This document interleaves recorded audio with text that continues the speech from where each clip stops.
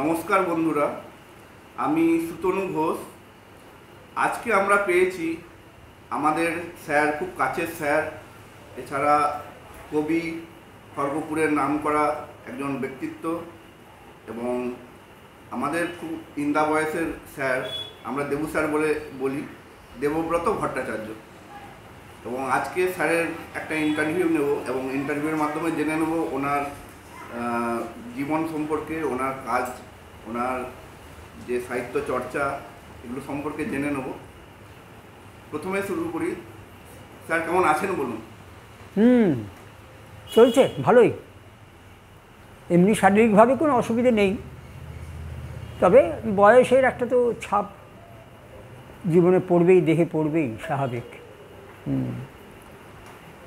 Sir, আপনার জন্ম তো পিংলাতে হয়েছিল এবং ওখানকার আপনার জন্ম কোনখানে হয়েছিল? করকাই বা এরকম কিছু? করকাই, ঠিক, একদম ঠিক। হ্যাঁ, পিংলা থানা, এটা খড়গপুর সাব ডিভিশনের মধ্যেই পড়ে। পিংলা থানা, করকাই গ্রাম। একেবারে আমার জন্ম তখন কত মানে অজ পাড়া গ্রাম বললেই যা বোঝায়, তখন সেটাই ছিল। বর্তমানে অবশ্য সব কিছুর উন্নতির সঙ্গে সঙ্গে, অর্থনৈতিক সামাজিক উন্নতির সঙ্গে সঙ্গে গ্রামের চেহারাও বদলেছে। সে সময়টা কথা ভাবলেই অবাক লাগে। সেখান থেকে আমার উত্তরণ ঘটেছে বলতে পারি আর কি। আচ্ছা, ওইখানকার ছোটোবেলার আপনার স্মৃতি এবং ছোটোবেলায় আমরা কেমন কাটিয়েছেন আপনি, পড়াশুনো, বন্ধুবান্ধব, ওইটা সম্পর্কে একটু বলুন। বাহ বাহ, এই কথা ভাবলেই তো নিজেকে ফিরে যাই সেই দিনের কথায়। আমি যখন খুব ছোট, সে কথা তো আর মনে পড়ে না। তারপরে যখন আমার স্কুল বলতে মনে পড়ে 5, 6, 7 ওই সময়কার কথা। আমি গ্রামের স্কুলে 7 অবধি পড়াশুনো করেছি। হ্যাঁ, বিবেকানন্দ বিদ্যাপীঠ স্কুলটার নাম ছিল। এখন বিরাট বড় স্কুল হয়েছে, বিরাট হায়ার সেকেন্ডারি। তখন অ্যাফিলিয়েটেড ছিল না, ক্লাস 8 অবধি ছিল, যার জন্য পরবর্তীকালে আমি ওই সায়েন্স নিয়ে পড়তে পারবো না এই কথা ভেবেই আমার অভিভাবকরা, আমার জ্যাঠামশাই বিশেষ করে, ভীষণ ভয় পেতাম তাকে। তিনি আমাকে নিয়ে চলে আসেন খড়গপুরে। সেই আমার খড়গপুরে আসা, সেটা আমার 63 সাল, 1963। সেই করকাইয়ের কথা মনে হলে সেই স্কুলের স্মৃতি তো কোনো দিন ভুলবো না। তখন ছোটোবেলাকার কথা তো কেউ ভোলে না, মেন হচ্ছে সেটাই। সেই স্কুলে আবৃত্তি প্রতিযোগিতা, তারপরে থিয়েটার করতাম, থিয়েটার করেছি সমস্ত ছেলেদের সঙ্গে। তারপরে ওই সময় মনে আছে 1961-তে বিবেকানন্দের জন্ম এই সময় হয়েছিল, জন্ম শতবার্ষিকী অনুষ্ঠান হয়েছিল। সেই অনুষ্ঠানে আমি তখন খুব ছোট, কিন্তু ওই সময় স্কুলের বিভিন্ন অনুষ্ঠানে আমি অংশগ্রহণ করেছিলাম। সেটা আমার এখনও মনে পড়ে, স্কুলের কথা। সে একটা সময় গেছে সত্যি। তারপরে স্যার আপনার উচ্চশিক্ষা, ওটা তো প্রাইমারি লেভেলে? হ্যাঁ, ওটা প্রাইমারি নয়, ওটা 7 অবধি। তারপরে 8-এ এসে আমি ইন্দা কৃষ্ণলাল শিক্ষানিকেতন খড়গপুরে, এখানে এসে ক্লাস 8-এ ভর্তি হলাম। 8-এ যে ভর্তি হলাম তখন সেই স্কুল আর আমাকে বিদায় দেয়নি প্রকৃতপক্ষে। 63-তে এখানে ভর্তি হয়েছিলাম, 1967-তে এখান থেকে হায়ার সেকেন্ডারি পরীক্ষা দিই। তারপরে মাঝখানে ওই অন্যান্য পড়াশুনোর জন্য বেরিয়ে গেছিলাম Medinipur college, Medinipur day college বলে, ওই ডে কলেজে ম্যাথামেটিক্সের পড়াশুনো যা কিছু। সেখান থেকে পরবর্তীকালে ক্যালকাটা ইউনিভার্সিটি পেরিয়ে গেলাম। 74 সালে আবার দেখি আমার সেই ইন্দা বয়েজ যাকে বলে, অর্থাৎ কৃষ্ণলাল শিক্ষানিকেতনে আবার সুযোগ এসে গেল, ইন্টারভিউ এটা দিলাম, চান্স এসে গেল, পেয়ে গেলাম। সেই থেকে খড়গপুর, ইন্দা স্কুল আর স্কুলের ছাত্রছাত্রীরা, সেটাই আমার জীবন তখনকার। শিক্ষকতাই আমার আসল পরিপূর্ণতা এনেছে। আচ্ছা স্যার, আমরাও তো এই স্কুলে পড়েছি, ইন্দা কৃষ্ণলাল শিক্ষানিকেতন। আপনি তখন স্যার ছিলেন আমাদের। আমরা তখন থেকে দেখেছি যে আপনি খুবই স্ট্রিক্ট ছিলেন এবং নিয়ম কানুনের ব্যাপারে, শৃঙ্খলার ব্যাপারে একদম একদম একদম এই জিনিসটা প্রথম থেকেই আপনার মধ্যে ছিল? আজকে একটা কথা বলি, বাবা, মানে খুব ভালো লাগছে একটা জিনিসে, যে তোমার সঙ্গে কথা ছিল তুই 5টায় আসবে, তবে আমি অপেক্ষা করছিলাম 5টায় আসবে, আমি দেখলাম 5টা ঠিক বাজে। এবারে আমি একটা দেখি ওরা আসে কিনা, দেখলাম দরজাটা খুলে দেখলাম তুমি দাঁড়িয়ে আছো। আমার মনে হলো প্রকৃতপক্ষে যে বৃথা যায়নি। আমার কথাই ছিল যে পড়াশুনো পরে, নিয়মটা আগে। শৃঙ্খলা থাকলে সেটা তোমাকে বড় করতে সাহায্য করবেই, তুমি বড় হবেই। তার কারণ একটি ছেলে যে প্রতিদিন স্কুলে আসে, এটা আমার বিশ্বাস, সেই ছেলেটি ফেল করতে পারে না। আমি অনেকবার বলেছি তোমাদের। আচ্ছা স্যার, আপনার তো স্কুল জীবন যখন আপনি রিটায়ারমেন্ট হলেন, তারপর থেকে লেখালেখিটা একটু প্রবলভাবে ঝাঁপিয়ে পড়া, ঝাঁপিয়ে পড়াটা শুরু। কিন্তু আমরা দেখেছি যে আপনি স্কুলের যে খাতা, তাতে আপনি কবিতা লিখতেন। মানে এই লেখালেখিটা তার মানে আপনার আগে থেকে ছিল? মানে এটা কবে থেকে লেখালেখিটা শুরু, কবে থেকে? কবিতা লিখতাম সেটা বললে মানে আমি নিজেই রোমাঞ্চ হচ্ছে। ছেলেদের সঙ্গে কীভাবে মিশতাম তখন, সেটা আসলে আবার লেখালেখিটা ওই ইন দ্য স্কুলই আমাকে করেছে। অর্থাৎ স্কুলের স্কুলের ম্যাগাজিনটার নাম নিশ্চয়ই তোমাদের মনে আছে। স্কুলের ম্যাগাজিনে আমি লেখা শুরু করি, বিদ্যাসাগরের উপরে লিখেছিলাম। আমি লেখাটা লিখলাম, লেখার পর আমার যে লেখাটা বেরোলো, দেখলাম আমি যে লিখেছিলাম সেটা নয়। অর্থাৎ ওই লেখাটাই আছে, সমস্ত স্যাররা তাকে এদিক ওদিক করে কাটাকাটি করে খালি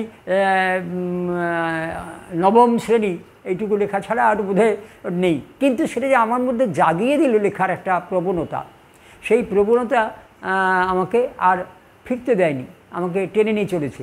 এমনকি পড়াশুনো না করে লেখালেখি করলে বাড়িতে তার জন্য বকুনি খেয়েছি। সেই জন্য খাতাটা আমার বইয়ের র্যাকের পেছনে একটা ছোট্ট খাতা লুকোনো থাকতো, মাঝে মাঝে লিখতাম, কেউ যেন না দেখতে পাই বলে লুকিয়ে রাখতাম। আমার মনে পড়ে সেই থেকে শুরু, এবং এটা কন্টিনিউ করেছে, কখনো বন্ধ হয়নি, কিন্তু কেউ জানে না, লোকচক্ষুর আড়ালে ছিল। ঠিক কথাই আজকে মনে হলো। এবং সেটা স্কুল লাইফে আমার ছাত্রদের সঙ্গে যখন মিশেছি বিভিন্ন অনুষ্ঠানের সময়। আর একটা বিষয় ছিল আমার আবৃত্তি। আমি ভীষণভাবে আবৃত্তির ফন্ড ছিলাম, যার জন্য স্কুলের সমস্ত আয়োজনে, সমস্ত অনুষ্ঠানে আমি অংশগ্রহণ করেছি। মানে খুব সাহসের সঙ্গে বলবো, এবং স্কুলের অনুষ্ঠানকে সুন্দর করার পক্ষে হয়তো আমার সামান্য কিছু অবদান ছিলই। না, আমি ওটা প্রশ্ন করতাম যে আপনার আবৃত্তি আমরা দেখেছি, আমরা শুনেছি, ওই আবৃত্তিটা মানে আপনি ছোটবেলা থেকেই? হ্যাঁ, ছোটোবেলা থেকেই আবৃত্তি একদম ঠিক আমার রক্তের সঙ্গে মিশে আছে। আমার দিদি, মনে পড়ে, আমি দিদির কাছ থেকেই প্রেরণা পেয়েছি। দিদি খুব ভালো আবৃত্তি করতেন, আর সেই থেকেই একটা প্রেরণা ছিল। পরবর্তীকালে ওটা আমার মধ্যে থেকেই যায়, গ্রো করে। বিভিন্ন অনুষ্ঠানে যখনই আমি গেছি, দেখেছি এমন একটা অবস্থা এসেছিল, আমি এসে গেছি মানে সবাই ভাবছে আমি ফার্স্ট হয়ে যাবো, আর কেউ পাবে না, এরকম একটা অবস্থা ছিল একটা সময়। পরবর্তীকালে কিন্তু প্রকৃত অর্থেই প্রচুর বই পড়তাম। রবীন্দ্রনাথ তো অবশ্যই আমার প্রথম এবং বোধহয় শেষ ভালোবাসা সাহিত্যের। অন্যরা এসেছেন, সেটা হচ্ছে কীরকম শাখা নদী উপনদীর মতো, কিন্তু প্রকৃত গঙ্গা আমার রবীন্দ্রনাথই, এটা ঘটনাই। আর সেই রবীন্দ্রনাথ আমার পরিপূর্ণতা এনে দিল কোথায় জানো? কোন বইটা? শেষের কবিতা। শেষের কবিতা পড়তে পড়তে যখন ওই নিবারণ চক্রবর্তীর কথা রবীন্দ্রনাথ লিখেছেন যে তুমি যত বড় রবি ঠাকুরের কথা বলো, নিবারণ চক্রবর্তীর মতো নও। হ্যাঁ, একটা অদ্ভুত চরিত্র। হ্যাঁ, সেই সব কবিতাগুলো এখনও পর্যন্ত আমি হুড়হুড় করে মাথায় মনে এসে যায়। কবিতাটা মনে আসছে, blow gently over my garden the wind of the southern sea, in the hour my love cometh and calleth me. WhatsApp সে কবিতা। সেই কবিতাকে রবীন্দ্রনাথ নির্বাণ চক্রবর্তীর নাম দিয়ে লিখেছেন। চুমিয়া যেও তুমি আমারও বনভূমি, দক্ষিণ সাগরেরও সমীরণ, যে শুভক্ষণে মম আসিবে প্রিয়তম, ডাকিবে নাম ধরে অকারণ। কি অপূর্ব কবিতা! ওই কবিতার টানেই যুগ যুগ ধরে চলে আসছে। আজকে আমি বৃদ্ধ হয়েছি, কিন্তু এর থেকে বেরিয়ে আসতে পারিনি। ওটাই স্যার আপনাকে প্রশ্ন করতাম আর কি, মানে আপনার পছন্দের কবিকে আপনি তো বললেন রবীন্দ্রনাথ, আমি বলছি যে রবীন্দ্র পরবর্তী সময়। রবীন্দ্র পরবর্তী সময় অবশ্যই কিছু কিছু কবি এসছেন, তবে বোধহয় শেষ ভালোবাসার কবি নীরেন চক্রবর্তী, সুভাষ মুখোপাধ্যায়। তারপর থেকে আর পরবর্তীদের খুব একটা, অবশ্য অনেকে বলেন জীবনানন্দ দাশের কথা। হ্যাঁ, আমিও পছন্দ করি, নিঃসন্দেহে খুবই বড়, কিন্তু হলে কী হবে, আমার হৃদয় টানে নীরেন চক্রবর্তী, হৃদয় টানে শঙ্খ ঘোষ, এরাই হচ্ছে শেষ কবিতা জগতের হাঁটা, আমার মনে হয় আর কি। আচ্ছা, আপনার তো প্রথম কাব্যগ্রন্থ গ্রন্থি, তাই তো? বাহ, তুমি অনেক পড়াশুনো করেছো মনে হচ্ছে আমার সম্পর্কে। না, আপনি বলেছিলেন। হ্যাঁ, গ্রন্থি। প্রথমে একদম প্রথম শুরুটা কিভাবে হলো? এই একটা মজা। আমার বলা উচিত, আমার পিস্তত ভাই কৃষ্ণেন্দু ভট্টাচার্য, তিনিও একজন মাস্টারমশাই। তো আমার নিজের কোনো ভাই বোন নেই, যার জন্য ওই কৃষ্ণেন্দু হচ্ছে আমার পিস্তত ভাই, আর আমি মামাতো ভাই। দুজনের মধ্যে 2-2.5 মাসের ছোট বড়। আমি বড় 2.5 মাসের, ও 2.5 মাসের ছোট, সমান সমান। যার জন্য যে হাঁটা চলা, আনন্দ, খেলাধুলো, আমার একটা জগৎ, অনেক খেলাধুলো, একটা বিরাট জগৎ আমার। তো সেই সবই ওর সঙ্গে। তো ও লিখতো আমার মতোই, তো এই ছড়া টড়া লিখতো। ও কী করলো, একটা ছড়ার বই ছাপিয়ে ফেললো। যখন ও প্রথম ছড়ার বইটা ছাপালো, সেটা বোধহয় 1990 ছাপিয়ে ফেললো। এই ছাপানো দেখে আমার ভেতরে যে এত কবিতা জমে জমে আছে, সেগুলো কখনো বের করিনি কারো সামনে, লুকিয়ে রেখেছি। তো সেক্ষেত্রে ও আমাকে উজ্জীবিত করলো। তখন ওকে বললাম, হ্যাঁ রে, তুই কোথায় ছাপালি রে, একটু আমার একটা বই ছাপানো যায়? হ্যাঁ, কেন, তোর বই তো বেশি, অনেক বই ছাপা হয়ে যাবে, চ। বলে নিয়ে গেলাম ওই আমাদের বাড়ির কাছাকাছি, করকাইয়ের কাছাকাছি একটা জায়গাতে, আমার বন্ধু মতন, তাকে বললাম, প্রেস ছিল তার, বলছে হ্যাঁ হ্যাঁ নিয়ে আসো, করে দেবো। বলি, তার প্রথম সেই নিজেই প্রুফ দেখেছে, সেই নিজেই সব উপরে কি হবে না হবে সব কিছু। 1993, ওই জন্য বলতে যাচ্ছি। আসলে কি হয়েছে বলবো, এই আমার স্কুল লাইফে যখন মাস্টারি শুরু করি, একটু অর্থনৈতিকভাবে খুব অসুবিধার মধ্যে ছিলাম, যার জন্য নষ্ট করার মতো কোনো পয়সা নেই। এমনকি টিউশন করতাম তখন, তোমরাও আমার পড়েছো, করতাম তখন, টিউশনের পয়সা আমাকে সংসার চালাতে সাহায্য করতো। তো সেক্ষেত্রে তখন মনে হতো আমি এই পয়সাকে আমার বই ছাপানোর জন্য খরচ করব, ভয়ে ছিলাম। তো একটা বই তো ছাপিয়ে ফেললাম। কত পড়েছিল আমার ঠিক মনে নেই, বোধহয় 1400-1500 টাকায় বই ছাপানো হয়েছিল। এই 1400-1500 টাকা আমি 3 মাস না 4 মাসে দিয়েছিলাম ওকে, মানে এমনই অবস্থা। তখনই আমি মনে মনে বুঝে গেলাম যে না, এটা এখন আমার কর্ম নয়, এখনও আমার দেরি আছে। এবং সেই 1993 আমার প্রথম বই গ্রন্থি, এবং দ্বিতীয় বই 2017। এর মধ্যে আমি 2011 রিটায়ার করেছি। তারপরে আমার বাবা মারা গেলেন 2012। তারপর থেকে নিজেকে গুছাতে সময় গেছে। প্রথম বই ছাপা অক্ষরে বেরোলো তারপরে, সেটা হচ্ছে মায়ের আঁচল, 2017। তারপর থেকে অবশ্য আমি আর থামিনি, পরপর অনেকগুলি বই বেরিয়েছে, এবং সব পুরনো লেখাগুলোকে কাজে লাগিয়েছি, অথবা নতুন নতুন লেখা আপনা থেকেই বেরিয়ে এসেছে, চলছে আর কি। এখন পর্যন্ত স্যার আপনার কতগুলো বই হবে? 13টা। অনেকগুলো? হ্যাঁ, 13টা বই হয়েছে। লাস্ট যেটা বইটা হয়েছে সেটা পরবাসী কবিতার বই। আমি অবশ্য, অনেকে কবিতাতেই থেকে যায়, অনেকে অবশ্য উপন্যাসে গল্পে থেকে যায়। আমার ব্যাপারটা হয়েছে কি, আমি সে প্রথম থেকেই প্রবন্ধ কখনো কোথাও লিখলাম, কোথাও একটা ছোটো গল্প লিখলাম, অনুগল্প যাকে বলে সেরকম, কবিতা তো আছেই, ছড়া, এই সবগুলো মিলেই মিশে আমার মানে মনে হয়েছে যে কোনো একটাতে আটকে থাকা ঠিক নয়, বা মনে হয়নি, আমি মানে পেরে গেছি, যার জন্য আর কি। হয়তো না হলে পারতাম না, তো ছেড়ে দিতাম। দেখা গেল আমার যে বইগুলি বেরিয়েছে 13টি বই, তার মধ্যে অধিকাংশই কবিতার বই, কিন্তু কিছু ছড়ার বইও আছে। আর সবথেকে বড় জিনিস আছে, সেটা হচ্ছে 2টো গল্পের বই বেরিয়েছে। একটা ভ্রমণ কাহিনী, আমি গেছিলাম কেদারনাথ, বদ্রীনাথ, সেখান থেকে ফিরে এসে ভ্রমণ কাহিনী, ভ্রমণের পরে ঠিক ভ্রমণ কাহিনী আমি বলতে চাই না, যারা পড়েছেন তারা বলেছেন ওটা ভ্রমণ কাহিনী নয়, ভ্রমণ সাহিত্য। তখন ওটা আপনা থেকেই ওই ভ্রমণের মধ্য দিয়ে, প্রকৃতির মধ্য দিয়ে ওটা একটা সাহিত্যই হয়েছে আর কি। অবশ্য খুব খুব সুনাম পেয়েছে ওটার জন্য। ওর নাম হচ্ছে দেবতাত্মা। দেবতাত্মা কাকে বলে জানো? দেবতাত্মা হচ্ছে হিমালয়ের অপর নাম। হিমালয়ের অপর নাম দেবতাত্মা। এটা কালিদাস তার কুমার সম্ভবতে বইয়ে প্রথম লাইনটা ছিল, সেটা অস্তিত্বের সাং দিশি দেবতাত্মা, মানে হিমালয়ের কথা। কুমার সম্ভব বলতে কার্তিকের কথা বলেছিল, কার্তিকের জন্মের ব্যাপারে সেই হিমালয়ের কথা। তখনই এসেছিল দেবতাত্মা, আর ওটা আমার খুব পছন্দ হয়েছিল বলে ওই বইটার নাম দিয়েছিলাম দেবতাত্মা। স্যার আপনি সম্পাদনাও করেছেন বা করছেন, হ্যাঁ ওটা সম্পর্কে বলুন। হ্যাঁ, সম্পাদনা আপনা থেকেই একদম খুব ভালো কথা বলেছো। আমি যখন স্কুলে আসিনি, মানে স্কুলে মাস্টারিতে আসিনি, যৌবন একদম ভরা যৌবন, করকাই গ্রামে দুর্গাপুজো 1972 সাল। সেই সময় মনে আছে দুর্গাপুজোতে হঠাৎ মনে হলো আমার যে বন্ধুবান্ধব খেলাধুলো করতাম, ফুটবল খেলতাম, তাদের সঙ্গে মনে হলো যে একটা ওয়াল ম্যাগাজিন করলে হয় না। ওয়াল ম্যাগাজিন একটা দুর্গা মন্দিরের ওয়ালে আমরা লাগিয়ে দিলাম, তৈরি করলাম। ওই আমার ভাই কৃষ্ণেন্দু আর আমি, এরা দুজনেই উদ্যোক্তা।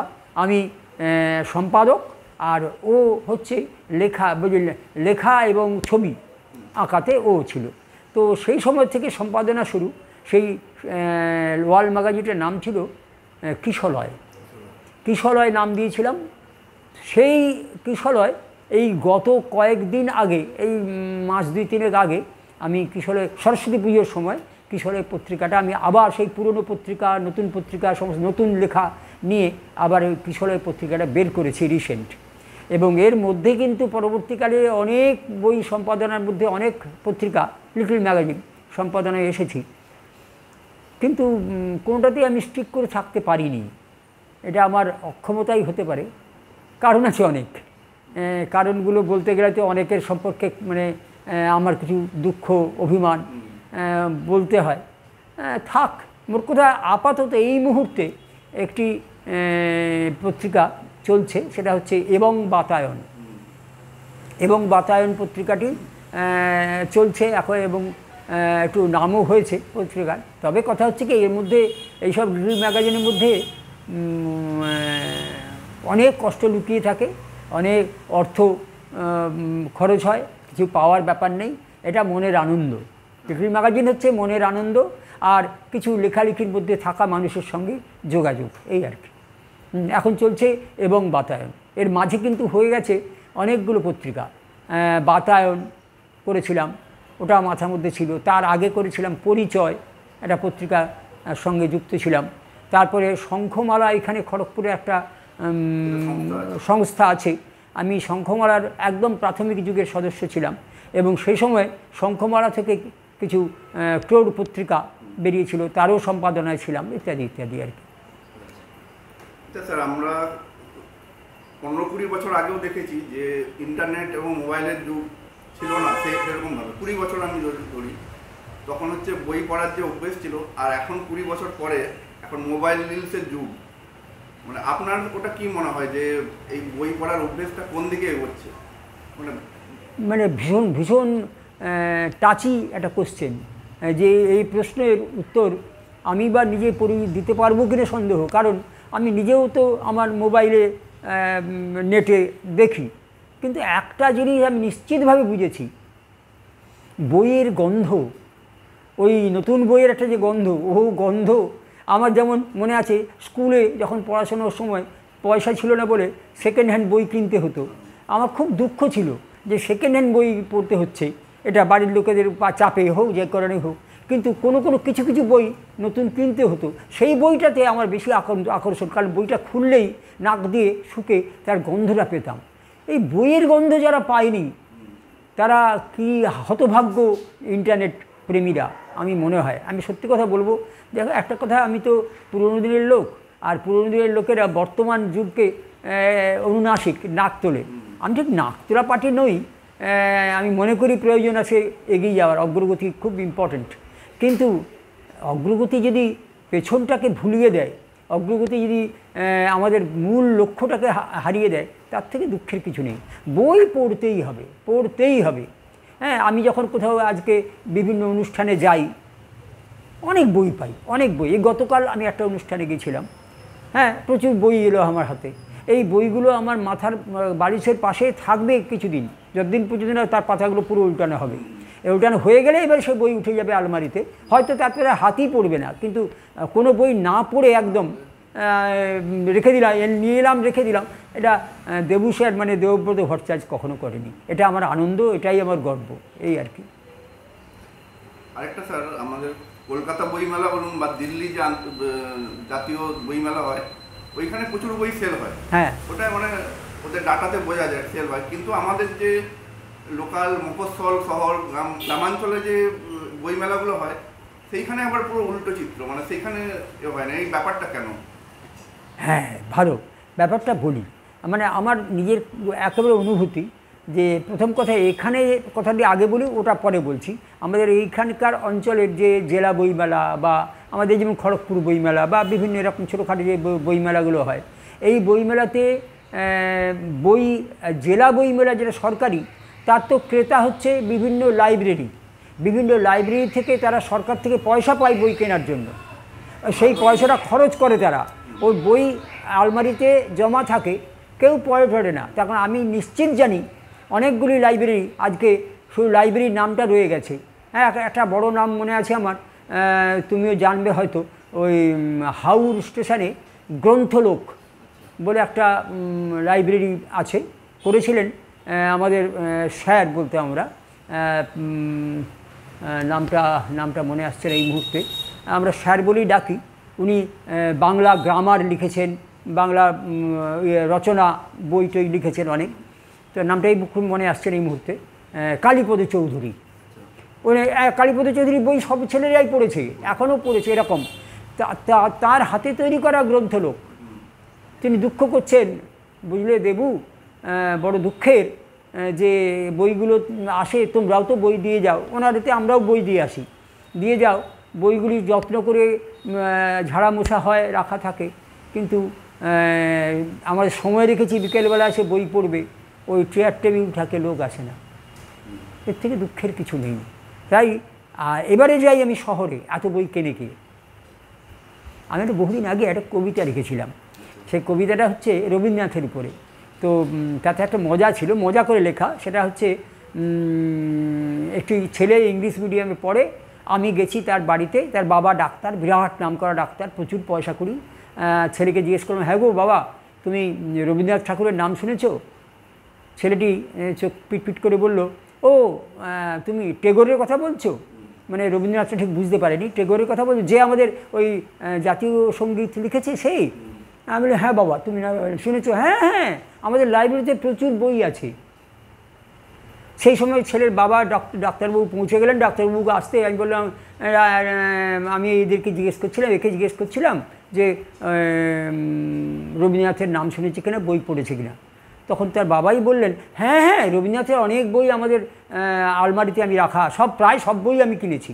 তবে একটা গণ্ডগোল কী হয়েছে, বছরখানেক হলো ওর চাবিটা হারিয়ে গেছে, খুঁজে পাচ্ছি না।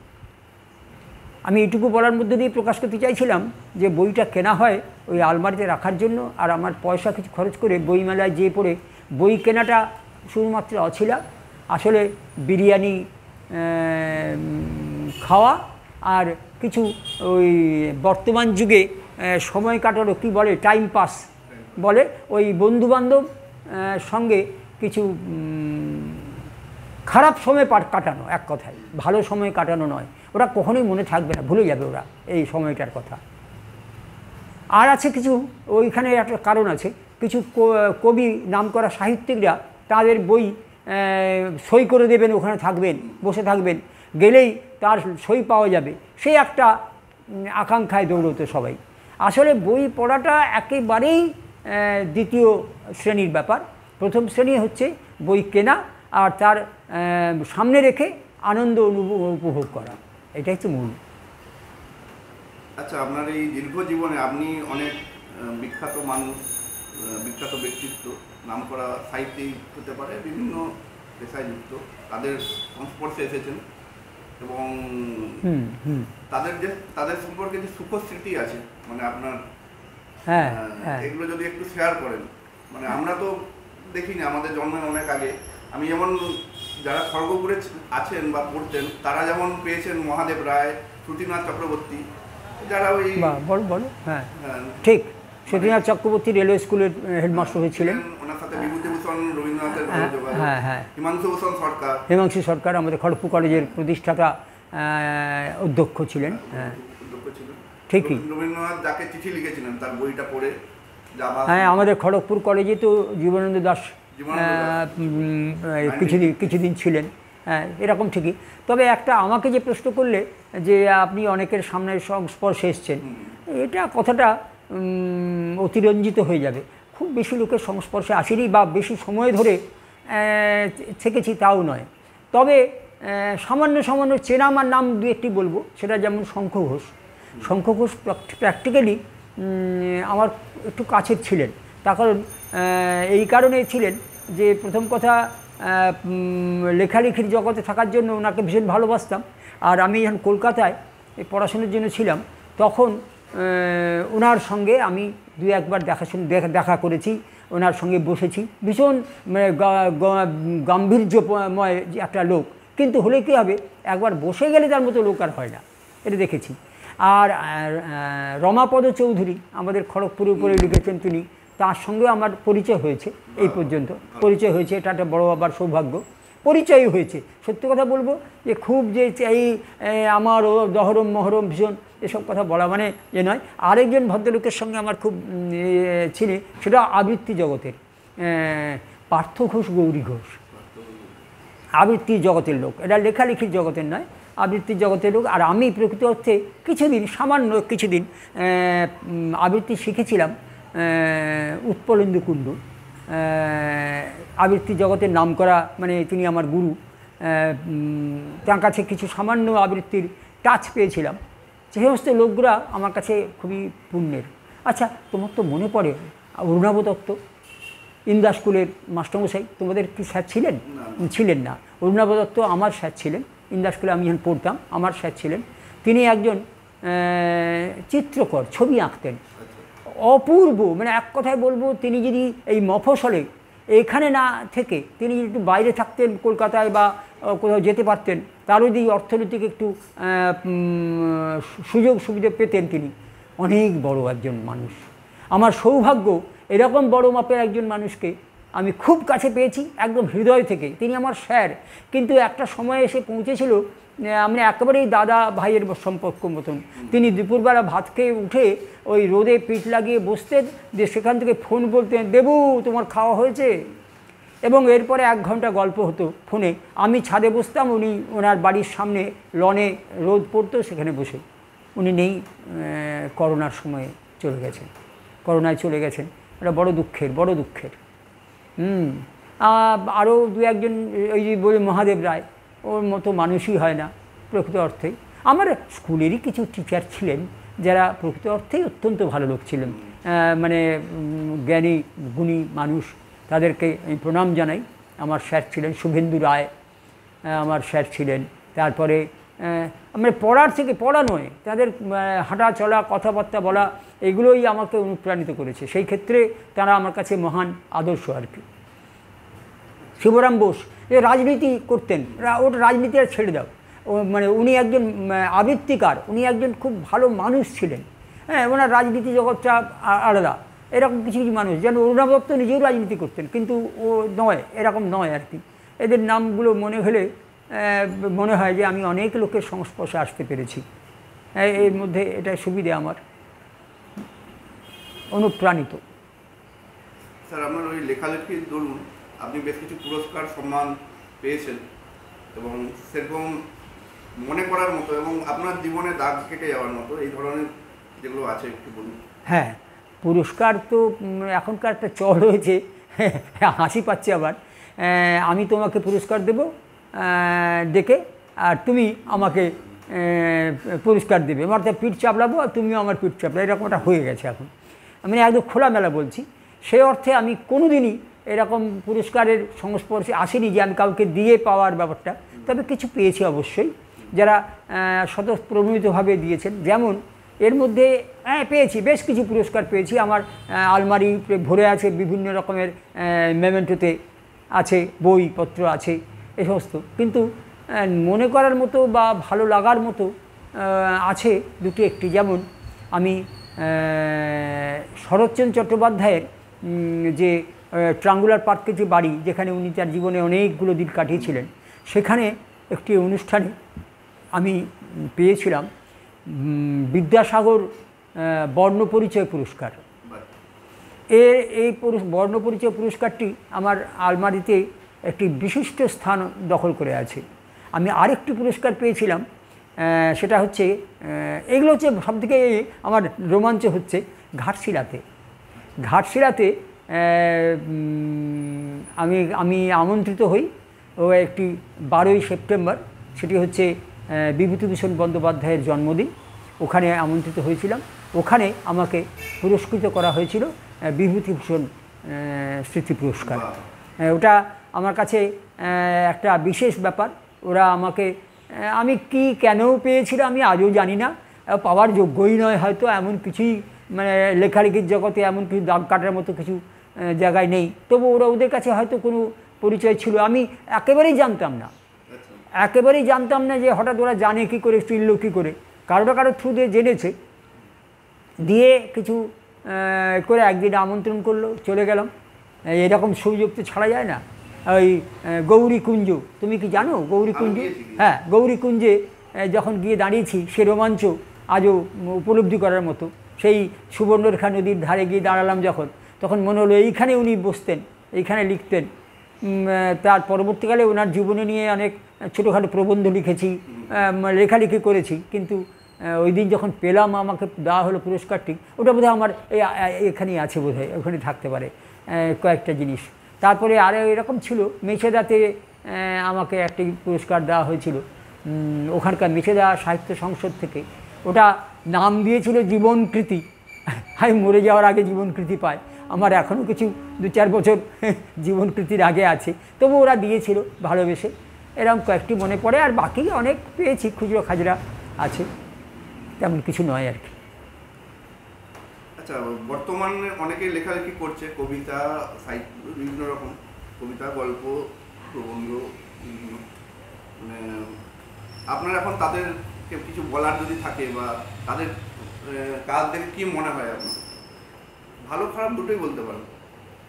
হ্যাঁ, ভালো খারাপ তো বলতেই হবে, তার কারণ তা না হলে আমি এখানে মানে বসে শুধু ভালো বলার জন্য তার তো নয়। ঠিক কথাই, যে এখন লেখালেখির ধারা খড়গপুরের বুকে লিখতেন জন 10 একটা সময় ছিল, তার বেশি নয়। ম্যাগাজিন, যেটা লিটল ম্যাগাজিন বেরোতো, 2-4টে বেরোতো, মানে সেই বেশ কিছুদিন আগে, ধরো 1970, 72, 65 ওই সময় থেকে বা ধরলে, তার মধ্য থেকেই বই রকম বেঁচে থাকতো। বইয়ের সংখ্যা কম। আর বর্তমানে প্রচুর লিটল ম্যাগাজিন, খড়গপুর বা মেদিনীপুর এই অঞ্চলে লিটল ম্যাগাজিনের অন্ত নেই। আর তেমনি কবি সাহিত্যিকের সংখ্যার কমতি নেই। আমরা সবাই কবি, হ্যাঁ, আমরা লিখি বা না লিখি, খালি গাড়ি ভাড়া করে দূরে দূরে চলে যাই, ডাক জোগাড় করি বা ডাক পাই, আর কবিতা লিখলাম, যে এটা আমাদের কাছে যে একটা বিরাট বড় উৎসব হয়ে গেছে। কবিতার গভীরে যাই না, কবিতা পড়ি না। সবথেকে বড় এখনকার দিনের যারা লেখক কবিরা খুব কম পড়ে, হ্যাঁ, আর কম পড়ে বলেই যা তাদের থেকে যেটা বেরিয়ে আসে সেটা ততটা মান উত্তীর্ণ হয় না আর কি, আমার মনে হয়।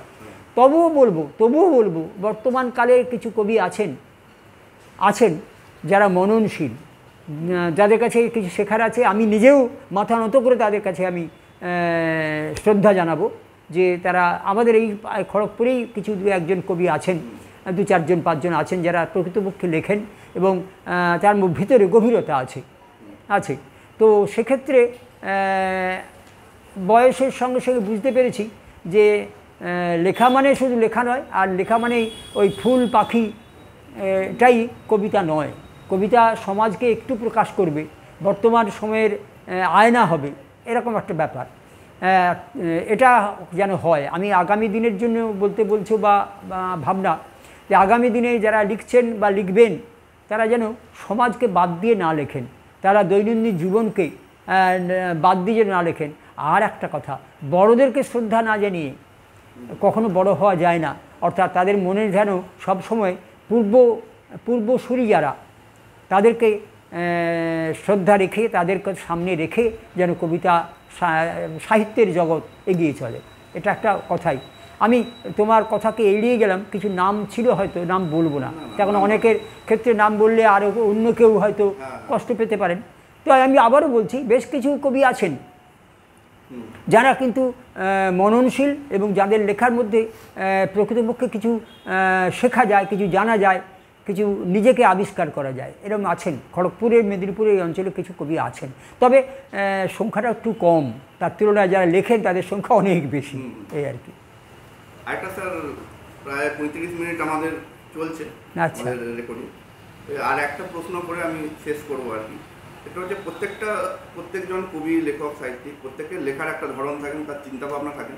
বাইরের সবাই আমরা হচ্ছে সেটাকে অনুমান করি যে ইনি হয়তো এটা বলতে চেয়েছেন বা তার এইটা প্রকাশ হয়তো পুরোপুরি 100% পুরোপুরি ওইটা মেলে না। ওই জন্য আমি আপনাকে বলবো যে আপনি নিজেই মানে আপনার যে লেখার শৈলী, লেখার ধরন এবং বিভিন্ন জনের তো বিভিন্ন রকম থাকে, এই জিনিসটা আপনি যদি একটু কিছু কথায় ব্যাখ্যা করেন। মানে বক্তব্যের মূল জায়গা যেটা এই সাহিত্যের ব্যাপারটা, আমি সব সময় সাহিত্য মনে করেছি আমার লেখা যেন আরেকজন যিনি পড়ছেন তিনি যেন একেবারে সম্পূর্ণ একেবারে যা বলেছি তাই বুঝছেন এরকম না হলেও যেন তার না বোঝা থেকে যায়, এরকম যেন না হয়। অর্থাৎ একটা কথা আছে না, এই মাথার উপর দিয়ে চলে যাচ্ছে, এমন বললাম যে কথা কারো মাথায় ঢুকলো না। আমি এই ধরনের লেখার পরিপন্থী। প্রকৃতপক্ষে বলছি, সাধারণ মানুষের কাছে যদি পৌঁছতেই না পারলাম, মানে একদম সাধারণ বলতে আমি বলতে যাচ্ছি যারা মাঠে ঘাটে খাটছে তাদের কাছে পৌঁছানোর লোক আলাদা আছে, কিন্তু এমনি যারা এই কবিতা জগতে আছে, লেখাপড়া করেছে, যারা সাহিত্য জানে, তারা অন্তত জিনিসটা বুঝতে পারবে, তারা অন্যকে বলতে পারবে বাহ এই কথাটা উনি বলতে চেয়েছেন, সেটা যেন হয়। আমি লক্ষ্য করে দেখেছি, আমার নিজের সারা জীবন আমি চেয়েছি যে খুব কঠিন কঠিন ভাষায় কিছু কঠিন কঠিন কথা বলে দিলাম, আর উপমা যা দিলাম সেই উপমার সঙ্গে বিষয়বস্তুর কোনো মিল নেই। বিভিন্ন এমন উপমা, গভীরে অনেক কথা একজনকে বোঝাতে হলে কবিকে যদি বলি আচ্ছা এটা আপনি কী উপমা দিলেন, তিনি অন্তত 10 মিনিট ধরে বোঝাবেন তিনি কী বলেছেন। তার মানে কি, তার লেখাটা পড়ার জন্য 10 মিনিট সময় লাগবে সেটা বুঝতে, তাহলে কী লেখা। আমি কি প্রকৃতপক্ষে বলছি না যে আমি এটা পছন্দ করি না, কিন্তু আমার পরিষ্কারই ভাষা যে এরকম লেখা না লেখাই ভালো। হ্যাঁ, আমি কখনো চাইবো না যে আমার লেখা লোকে একদম বোঝেনি, তাতে বলতে পারে যে খুব সরল লেখা, এত এরকম সরল লিখলে কি আর মানুষের কাছে আসা যায়।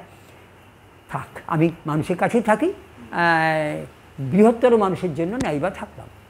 আমার জীবনের মোটো এটাই থাকবো। হ্যাঁ, খুব ভালো একটা প্রশ্ন করেছো। আমি আমার লেখার মধ্যে সব সময় দিতে চেয়েছি এইটাই। হ্যাঁ, এই প্রসঙ্গে আমার একটা মনে পড়ে একটা কবিতা, এই কয়েকদিন আগে লিখেছিলাম, যে কি সুন্দর সুন্দর কথা বলেন আপনি কবি, আপনি যখন কোনো বক্তৃতা দেন তখন খুব ভালো লাগে, সুন্দর সুন্দর কথা বলেন। এবার আপনার লেখা যখন পড়তে যাই তখন খালি হোঁচট আর হোঁচট, কারণ কিছুই বুঝতে পারি না আপনি কি লিখেছেন। সেক্ষেত্রে আপনি কেন তেমনিভাবে সহজ করে কথা বলেন না কবি, একটু সহজ করে বলুন, আমার পাশে বসে আমার মতো করে বলুন। এটা আমার লেখার এটা ছিল ধরনটা আর কি। ঠিক আছে স্যার, অসংখ্য ধন্যবাদ আপনাকে সময় দেওয়ার জন্য। এবং আমাদের এই স্কুলের স্যার খুব কাছের স্যার, আমরা তো অনেক দিন ধরে স্যারকে দেখেছি এবং স্যার এখন লেখালেখি করে যাচ্ছেন এই বয়সেও। এবং আজকে প্রায় 40 মিনিট আমাদের কথা হলো। পরবর্তীকালে অবশ্যই আবার যদি আমরা সময় পাই অন্য বিষয় নিয়ে আলোচনা করা, অন্য বিষয় নিয়ে খুব ভালো। এবং আমারও ধন্যবাদ, এবং এই সূত্র ধরে এই ছবির মধ্য দিয়ে আমি সবার জন্য রাখলাম শ্রদ্ধা, শুভেচ্ছা, অভিনন্দন। আগামী দিন সাহিত্য জগৎ আরও বড় হোক এবং আরও নতুন নতুন কবিরা এসে নতুন নতুনভাবে সাহিত্যকে সমৃদ্ধ করুক। ঠিক আছে, ধন্যবাদ।